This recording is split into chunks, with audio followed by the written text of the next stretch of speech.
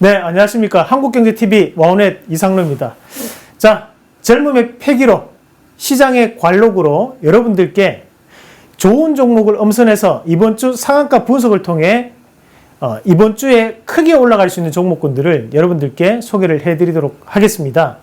자, 우선 첫 번째 우리가 봐야 되는 상한가 기업 리스트부터 같이 한번 보실 텐데요.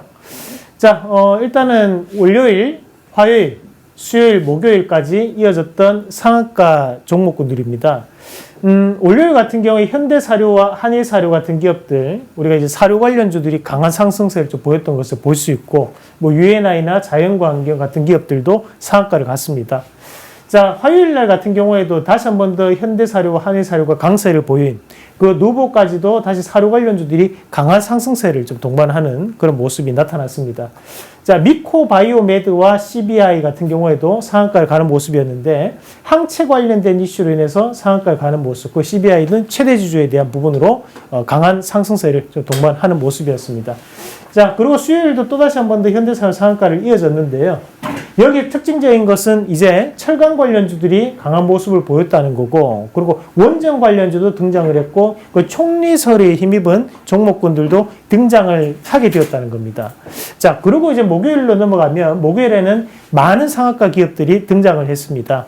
자, 또다시 한 번 더 현대사료 강세를 보이는 모습, 그리고 수산 관련주들이 또 강세를 보인 모습이었고, 그리고 건설주들이 강세를 보였는데 그만큼 이제 인수위 관련된 이야기가 나오면서 강세를 보였다는 것을 또 확인을 할 수 있죠. 자, 오리콤이라는 기업은 이제 최대 주주들에 대한 지분 매각 소식에 상당한 상승세를 좀 보이는 그런 모습을 나타냈다. 자, 공구몬이나 또는 이제 우리 프레스티지 바이오 로직스, 프레스티지 바이오 파마 같은 경우에는 임상 3상에 대한 결과가 좋았기 때문에 바이오 시밀러서를 다시 한번 재평가를 받는 그런 모습들이 나타났습니다. 자, 그렇게 이제 상한가 기업들이 한 주간 이루어졌었는데요. 이걸 바탕으로 또 강하게 올라갈 수 있는 또 이번 주에 우리가 한번 해볼 수 있는 종목군까지 여러분들께 소개를 해드리도록 하겠습니다. 자, 우선 이번 주에 조금 눈여겨봐야 되는 차트에 대한 패턴이 있었습니다. 그 상한가를 먹을 수 있는 이번 주에 가장 강한 상한가를 보였던 것이 바로 이 현대사료라는 기업인데, 자, 현대사료라는 기업이 저희가 또 추천주이기도 했습니다. 이 종목을 어떻게 우리가 차트적으로 분석을 해볼 것인가 한번 공부하는 시간을 가져보겠습니다. 우선은 이제 이 현대사료 같은 경우에 전형적인 이제 매집 차트에 대한 패턴을 보이는 모습이었고, 자, 이 매집 차트를 볼 때 우리가 눈여겨봐야 되는 것은 이제 저항과 지지에 대한 변곡점에 대한 움직임들이 나타날 수 있다는 거거든요. 그러면 지금 우리가 흔히들 주가에 대한 부분에서 저항과 지지를 많이들 나누는데요. 그런 저항과 지지를 나눴을 때 많은 선들이 이어지는 곳들이 그 자리가 대중적인 투자 심리에 대한 변곡점으로 해당될 수 있는 부분이라고 보시면 되고, 거기에 대한 기준점을 잡을 때는 바로 우리가 트리거가 이루어졌던 가장 많은 거래량이라는 부분 자체가 기준점이 될 수밖에 없습니다. 그러면 지금 현재 이 구간에서 많은 거래량이 이루어지고 난 다음부터는 거래량 자체가 전무하다시피 없어지는 그런 모습들인데, 자, 이 말을 바꿔서 얘기 한번 해보면, 많은 거래가 이루어지고 난 다음 거래량이 없다는 것은 주가가 빠질 때도 여기에서 투매 물량도 없었다는 거거든요. 그러면 반대로 누군가가 보유하고 있기 때문에 물량이 안 나온다고 볼 수 있다는 거예요. 자, 그러면 앞에서 이제 이루어졌던 이 부분을 우리가 트리거, 방아쇠 현상이 발생을 했다라고 볼 수 있는 거고요. 그러나 여기에서 매집이 이루어졌던 구간에서 저항과 지지를 나눠본다면 지금 이 선 3개를 끄어놨는데요. 선 3개 자체가 자, 유형이 두 가지로 나뉠 수 있습니다. 자, 첫 번째 유형은 자, 이런 식으로 밑에 붙어 있는 선들이 존재를 할 수 있고, 또 한 가지는 자, 이런 식으로 위에 붙어 있는 선이 존재할 수 있습니다. 그럼 여기에 대한 차이는 어떻게 봐야 되냐? 밑에 선이 두 개가 붙어 있다는 것은 그만큼 지지가 강한 패턴이 나타날 수 있다는 거죠. 중간에 이격도가 크고 대신에 밑에 변곡점들이 몰려있기 때문에 그만큼에 대한 지지가 강하다고 볼 수 있는 거고요. 그럼 이런 지지선 자체가 이탈돼서 내려간다면 이 자리는 저항이 강해지는 패턴이 되겠죠. 반대로 위에 선 두 개가 붙어있는 상태가 된다면 변곡이 그만큼 몰려있다는 얘기거든요. 그러니까 돌파를 할 때 돌파가 쉽지 않다라는 부분으로 우리가 또 해석을 할 수 있습니다. 대신에 이런 자리가 돌파가 되고 난 다음에 이런 패턴으로 바뀌는 거니까 다시 한 번 더 지지가 강한 패턴으로 연결된다고 볼 수 있습니다. 자, 그러면 여기에 대한 지점 자체를 우리가 저항과 지지에 대한 부분을 거래량을 통해서 선 3개를 그어봤는데, 자, 마찬가지로 지금 현재 이 구간 자체가 저항이 상당히 강하게 작용을 하는 것을 보실 수 있어요. 그럼 앞에서는 돌파가 분명히 나오는, 그러니까 3가지에 대한 자리를 한 번만에 돌파가 이루어졌죠. 그 다음부터는 다시 한 번 더 이 자리에 대한 저항이 존재를 하는 모습이었고, 자, 이 2가지의 선을 돌파를 못했거든요. 하지만 양봉상으로는 돌파가 나오는 모습이 나타났고 주가는 빠져버렸죠. 그러면 돌파가 이루어졌음에도 불구하고 주가를 일부러 빼는 그런 인위적인 하락이 나타났다고 볼 수 있는 거고, 그 다음에 다시 한번 드러내는데, 자, 이 자리 어떻게 움직입니까? 자, 돌파가 힘든 자리, 2개가 붙어 있는 변곡이었기 때문에 그 자리에 대한 부분에서도 돌파가 쉽게 나오지 않고 계속적인 윗꼬리와 음봉에 대한 움직임들이 나타나는 것을 보일 수 있다는 거예요.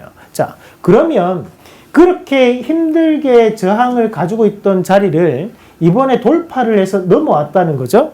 자, 넘어오고 난 다음에 지금 주가가 다시 한 번 더 올라갔습니다. 그러면 이 하단에 대한 이 구간은 어떻게 판단한다고요? 바로 지지가 강한 자리라고 볼 수 있다는 거예요. 그러면 거기에 따른 지지를 밟고 난 다음에 양봉이 형성되는 모습을 볼 수 있거든요. 그 다음에 곧장 점 상한가 가면서 오늘 6만 원대가 돌파되는 모습까지도 나타났다.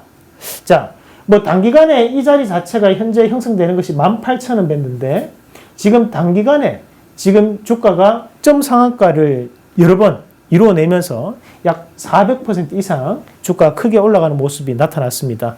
그만큼 지금 현재는 매집 구간이 2021년도부터 시작을 해가지고 지금 2022년까지 약 1년 이상 동안 꾸준하게 매집이 이루어지면서 저항이 강했던 구간 자체가 돌파가 되고 나니까 그 자리가 지지가 강한 패턴이 나타난다는 거죠. 그래서 오늘의 핵심적인 부분은 이런 변곡점이 모여있는 구간은 저항이 강하다는 거고, 그런 저항이 돌파가 된다면 이제는 지지가 강한 패턴이 되기 때문에 시세에 대한 부분이 수급 솔리마가 이루어지면서 강한 상승세를 동반할 수 있다는 것을 기억을 하시면 좋을 것 같습니다.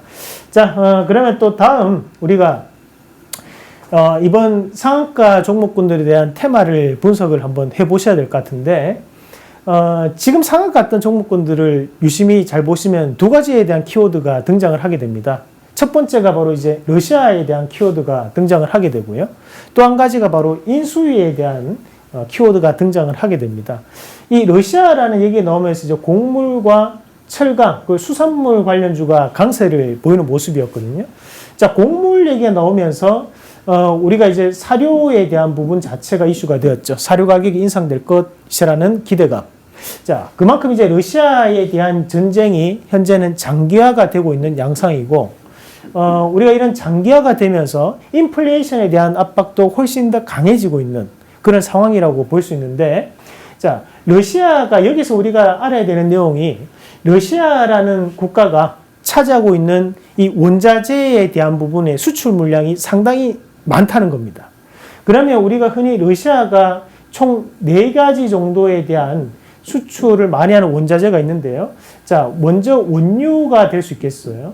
자, 원유. 자, 바로 이제 기름이 되는 거고, 또 그 다음이 우리가 이제 볼 수 있는 것이 이제 철강이 있죠. 철강. 우리가 또 알루미늄에 대한 비중이 높은 것이 바로 이 러시아입니다.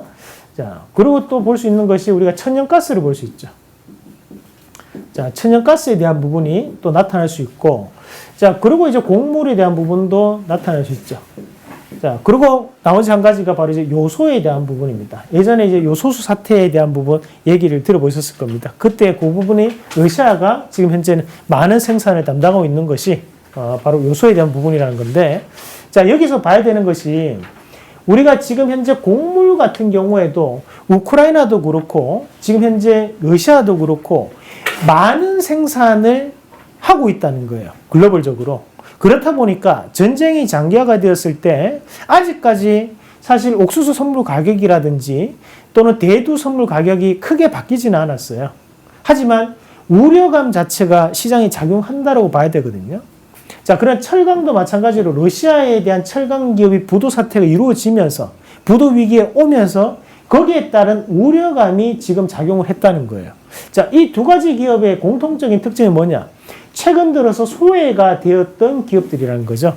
자, 소외가 되어 있던 기업들이다 보니까 이런 우려감들이 나타나면서 주가에 대한 부분이 강한 상승을 동반하는 그런 움직임이 나타났다라고 우리가 볼 수 있는 부분이고, 자, 추가적으로 이제 수산물은 러시아 관련으로 항공로 자체가 이제 폐쇄가 될 것이라는 우려감, 이것도 마찬가지로 우려감이 나타나면서, 자, 최근에 이 수산물 관련주도 상당히 소외가 돼 있었습니다.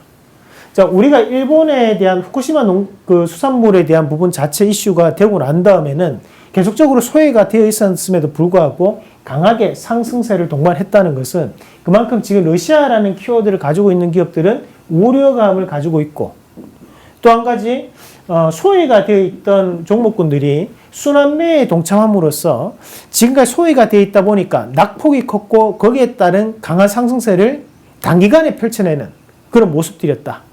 우리가 그렇게 봐야 되는 부분이고요.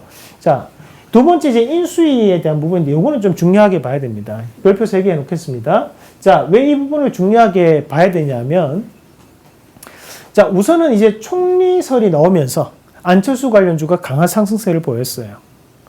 자, 우리가 총리가 누가 될지는 모릅니다. 그리고 총리에 대한 인선은 결국 나중에 국회를 통과를 해야지만 총리가 선정이 될 수 있습니다. 자, 아직까지는 모른다는 얘기죠. 하지만 그에 따른 기대감이에요. 그런데 사실 이런 그 부분 종목군들, 관련주들은 급등락이 심하게 나타나는 거죠. 왜냐하면 불확실성에 대한 부분이기 때문에 우리가 이걸 가지고 당선이 여기서 총리가 될 것이냐 안 될 것이다. 거기에 따른 부분은 우리가 예상 범위 내를 벗어나 버리는 거예요. 자, 그럼 여기에 따른 관련주 여러분들 보시면 안 됩니다. 자, 그럼 우리는 뭘 봐야 되냐면, 자, 항체 양성률을 올리겠다고 해서 앞서 이제 메타바이오메드가 상한가를 갔었는데, 그리고 지금은 이거는 코로나에 대한 정책에 대한 변화를 얘기하는 거죠. 자, 그리고 이제 건설 같은 경우에는 현재 부동산에 대한 부분으로 대선에서 상당한 효과를 발휘했던 것이 야당 쪽의 정책이었고, 이런 건설에 대한 부분이 지방선거, 바로 6월 달에 있는 지방선거까지도 여기에 대한 아젠다가 이어갈 가능성이 대단히 높다고 볼 수 있는 겁니다.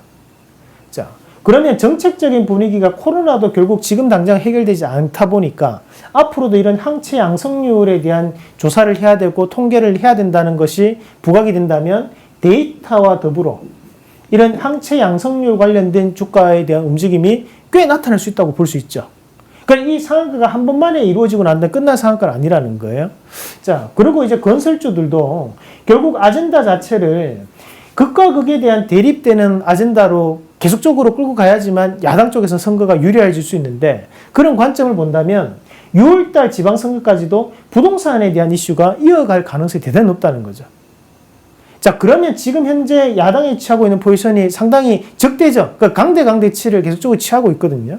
그러니까 그런 이슈들이, 그런 이슈와 부동산에 대한 정책들이 앞으로도 제가 판단했을 때 나올 가능성이 대단히 높다고 볼 수 있죠. 그러면 건설주 안에서 대형 건설주들이 3월 10일 이후 주가가 바뀌었었는데, 그뿐만이 아니라 우리가 중소형 건설사들, 최근에 3월 10일 날 저점을 찍고 난 다음부터 지금 현재 자리까지 약 2배 정도 올랐습니다. 상당히 단기간에 지금 한 2주 정도 만에 상당히 큰 폭의 상승을 기록했던 것이 바로 이 중소형 건설주들이에요. 하지만 이런 상승세가 쉽게 끝나지는 않을 것이라고 보는 거죠. 계속적인 이슈가 될 가능성이 있다는 것도 기억을 하셔야 될 것 같고요. 자, 그리고 이제 용산 이전 관련해서 자연광경이 상한가 갔죠. 자, 용산에 대한 이전을 할까 안 할까? 자, 그것은 우리가 알 수가 없는 부분입니다. 다만 여기서 우리가 봐야 되는 것은 아직까지 당선인 신분이라는 거예요. 그 말은 앞으로도 이슈는 지속될 가능성이 있다는 거예요. 대신에 이 용산 관련된 종목군들 안에서도 정말 이슈가 직접적인 수혜가 되는 종목이 있는 반면, 우리가 본사만 용산에 있다는 이유로 오른 기업들도 있을 수 있습니다. 그래서 그런 것들은 좀 구분을 해야겠죠. 그래서 요거는 좀 이따 다시 한 번 더 말씀을 드리도록 하고요. 자, 원전인데요. 자, 원전도 마찬가지로 상한가를 불러내는 모습이었는데, 자, 이 원전 관련주는 자세히 보셔야 되는 것이, 자, 처음에 이제 우리가 원전이라고 얘기했을 때 원전 관련된 종목군들은 한전, 삼총사, 자, 그리고 뭐 두산 그룹 종목군들, 그리고 거기에 우진이나 에너토크 같은 종목군들, 총 해서도 한 7, 8가지 종목이 이 원전 관련주였습니다. 하지만 지금은 어때요? 원전 관련주가 15개에서 20개 가까이가 늘어났어요. 그 지금 강하게 오르는 기업은 갑작스럽게 등장한 기업이 강하게 오르고 있어요. 자, 그 말은 뭐냐면 결국 이런 원전 관련주가 지금 확대가 되고 있다, 커지고 있다는 거죠. 그것은 테마가 아니라 이제는 트렌드로 시점이 넘어오고 있다는 부분으로 우리가 해석을 해줘야 된다는 거예요. 우리가 앞서서 2021년도에 메타버스가 처음 등장했을 때 메타버스 관련주가 4가지, 5가지였습니다. 근데 어느 순간에 그런 테마주가 갑자기 10가지, 15가지 늘어나고 나중에는 20개, 25개까지 늘어나요. 그 말은 뭐냐면 산업이 확장되는 시기에 맞춰가지고 계속적으로 커진다는 거죠. 자, 그러면 우리가 이런 원전 관련된 부분을 보더라도 앞으로도 확장될 가능성이 대단히 높은 부분으로 우리가 해석을 해줘야 된다는 거죠.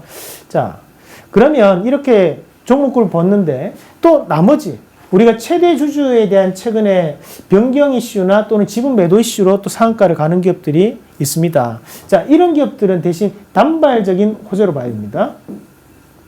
자, 지금 시기가 우리가 3월 말이에요.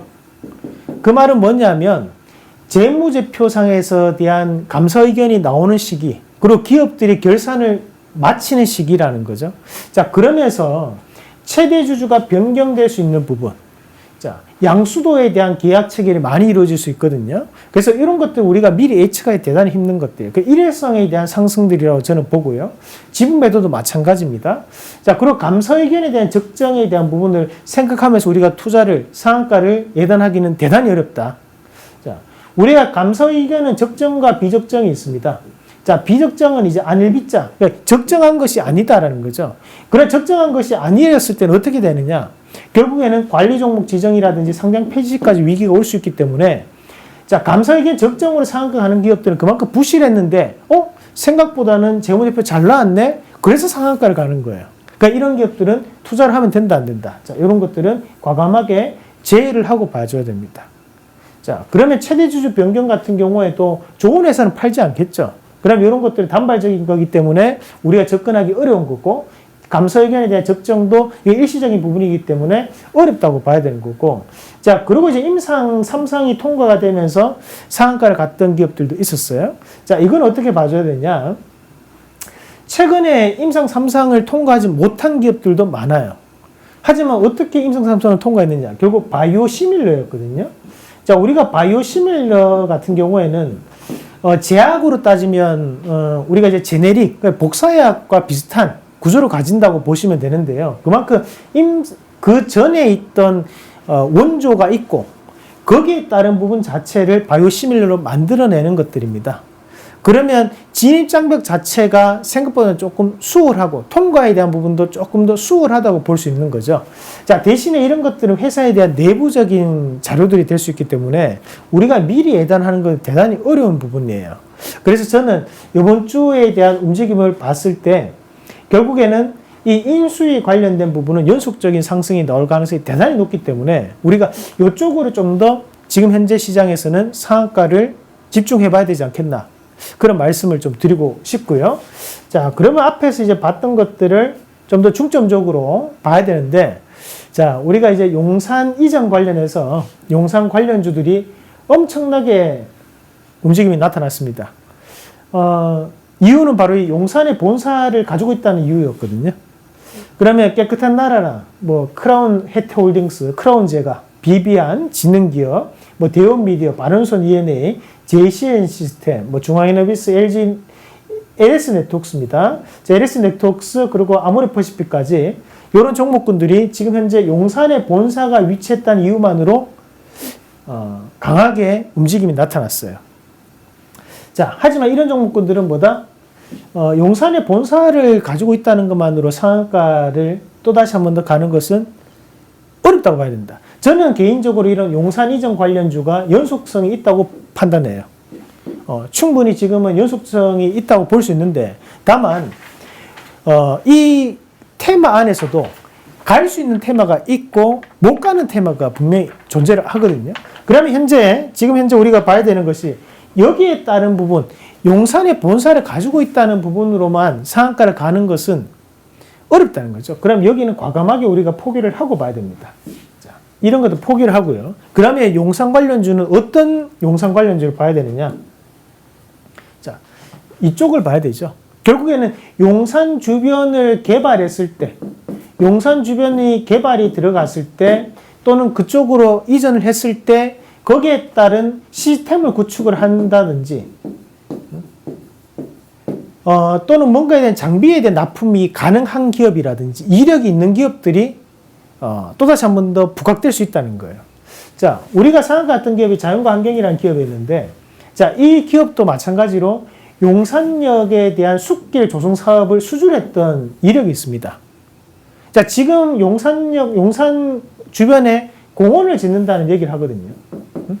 그럼 그런 공원에 대한 부분 자체에 결국 숲길을 조성했던 기업이기 때문에 수주에 대한 가능성이 있을 수 있다는 거죠. 그럼 이건 현실적인 부분에서에 대한 움직임이 나올 수 있다는 거예요. 자, 마찬가지로 서부 T&D 같은 경우에도 용산의 드래곤시티에 대한 호텔을 운영하고 있다. 자, 이런 것들은 제외를 하고 봐야겠죠.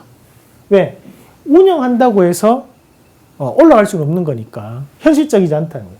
자, 누리플랜이라는 기업도 용산 합참 벙커 내 시스템을 구축했던 이력이 있습니다. 자, 그러면 지금 현재 이런 누리플랜도 앞서서에 대한 수주 이력이 있다 보니까 가능성이 있을 수 있다는 거예요. 자, 롯데관광개발도 용산 개발 사업에 대한 진행 이력이 있기 때문에 이런 기업들도 우리가 눈여겨볼 수 있는 기업입니다. 자, 밑에 시공테크도 용산 미국 기지 초대 규모에 대한 공원화 사업을 수주했던 이력이 있다. 자, 그러면 지금 현재 어차피 미국 기지 안에 들어가는 거기 때문에 시공테크와 누리플랜, 롯데관광개발, 그리고 자연환경 요 네 가지가 지금 현재는 용산 관련주로서는 가장 봐야 되는 네 개다 라고 되는 겁니다. 그러면 앞으로 용산 관련된 얘기가 나온다면 요 네 가지가 다른 기업들보다는 상당한 움직임이 나올 수 있다는 거예요. 그러니까 요 네 가지 다른 용산 관련주 볼 필요 없어요. 요 네 가지를 반드시 기억을 하고 봅니다. 충분히 한 번씩 다시 한번 움직임이 저는 나올 수 있다고 봐요. 이제 어떻게 보면 시작이 되는 그런 단계가 될 수 있기 때문에 앞으로도 상당히 부각될 수 있는 부분은 조금 감안하고 봐야 될 것 같고요. 자, 우리가 지금 현재 건설주를 좀 또 눈여겨봐야 되는데요. 앞서서 말씀드린 대로 이제 6월 달에 지방선거를 앞두고 있는 상황이에요. 그러면 지금 현재 이 부동산 이슈는 저는 상당 부분 지속된다 보거든요. 그러면서 지금 1기 신도시에 대한 우리가 이제 재건축이나 재개발 관련된 얘기가 나오면서 자, 대형 건설주들 같은 경우에도 움직임이 나오고 있습니다. 우리가 차트를 보시면 3월 10일 오르고 난 다음 그 자리를 깨지 않고 지지를 보이면서 움직임이 나와요. 하지만 우리가 대형 건설사들 같은 경우에는 추세 상승을 보이는 종목군들이니까 우리가 단박에 큰 상승을 기대하기는 어렵죠. 그럼 결국에는 지금 현재는 중소형 건설사들 그리고 이런 것들이 좀 더 산업적으로 확장이 될 때는 이제 근자재 관련주들이나 그래 또는 건설 관리 또는 이제 시공사 관련된 종목군들도 함께 움직일 수 있다고 볼 수 있겠죠.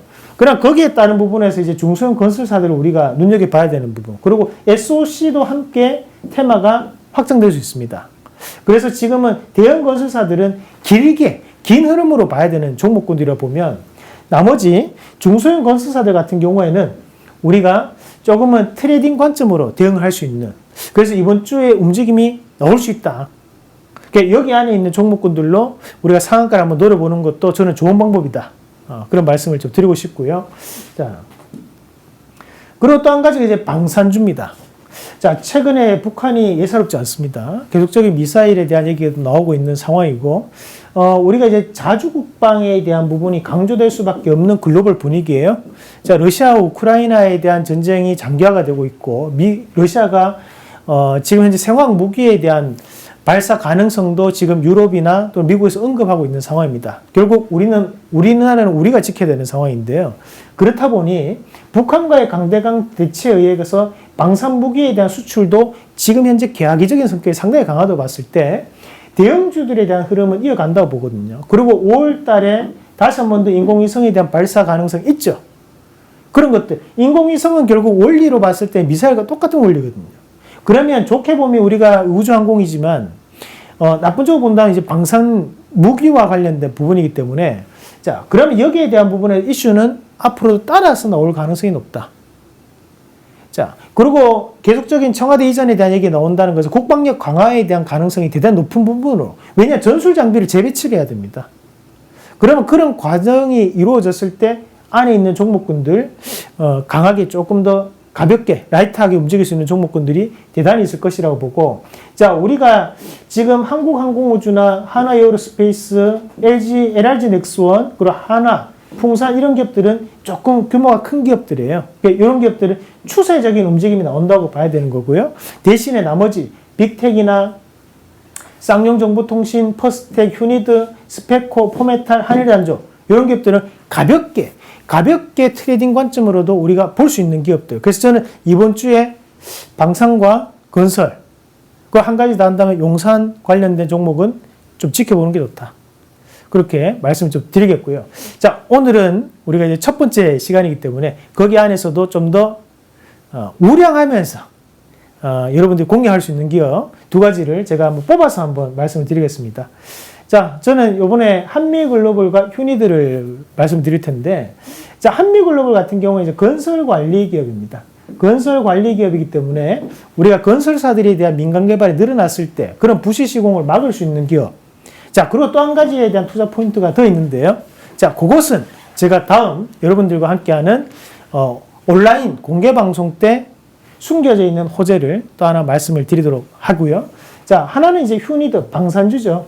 자, 앞서서도 이제 전술 장비에 대한 재배치 가능성을 얘기를 했었는데, 자, 전술 통신이나 항공 전자 장비에 대한 납품이 이루어지는 기업이에요. 최근에 보잉에 대한 투자도 이루어졌던 기업이기 때문에 저는 충분히 재평가 가능성이 있다라고 보고, 자, 갑작스러운 주가에 대한 변화 가능성이 있는 기업들입니다. 이번 한 주 눈여겨보시면서 즐거운 투자하시면 좋겠고요. 상한가 꼭 한번 잡아보면서 여러분들께 좋은 종목, 그리고 좋은 내용 다음에 다시 한 번 더 말씀을 드리도록 하겠습니다.